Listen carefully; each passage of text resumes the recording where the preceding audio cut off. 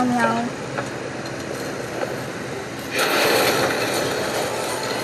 Certified food vendor ka na ba? Is it easy to sign up to your mobile number and find my sister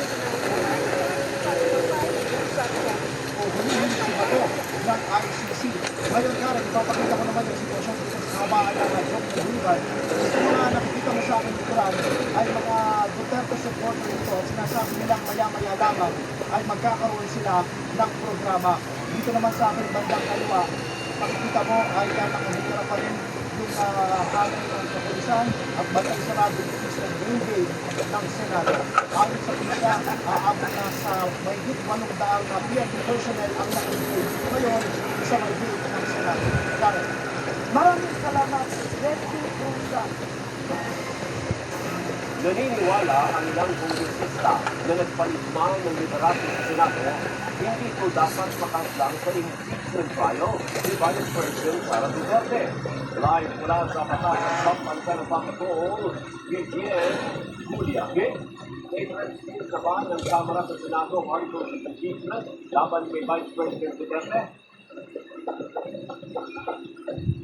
Alvin, ayon kay House Secretary General Cheboy Garapin, nagre-reproduce pa sila ng mga kopya nitong resolution na nagtatakda ng articles of impeachment laban kay Vice President Sara Duterte at ino-organisa ito para maisimple sa Senado.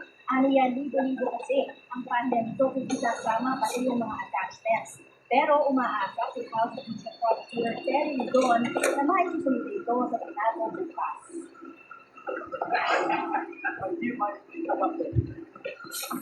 Dalawang butas na miyembro ng Kamara ang hindi lumahok itong Lunes sa mga kaugnay ng impeachment ni Vice President Sara Duterte ayon sa reference ng House of Representatives.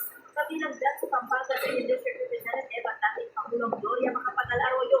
Sila si Bacoor District Representative Robert N. Villanueva at Sorsogon First District Representative Ferdinand Escudero na parehong may kamag-anak sa senador. Kasama naman sa 25 bumoto kontra sa pag-impeach sa vice at mga kapamilya niyang sina Representatives Paulo Duterte, Omar Duterte, at Harold Duterte, at pagkakalong sa Representatives Kiko Gonzaga, Leandro Legucia, at Paulo Marcoleta. If I vote no, guided by my commitment to listen to the voice and sentiments of the majority of my constituents in the second district of all. Sa siyam na piniling mag-update, kabilang pinapalawag sa District Representative Jose Alvarez na pumirma sa committee report, sinusunod sa District Representative Jonathan P. Torres na bahagi ng House Prosecuting of 19th Congress at Bukas of the District Representative. I chose to abstain from voting so as not to prejudice or preempt the independent judgment of my husband, Senator Juan Miguel Zubiri.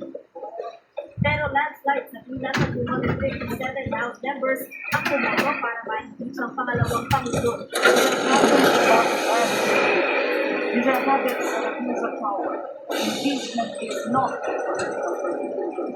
It is not a partisan activity.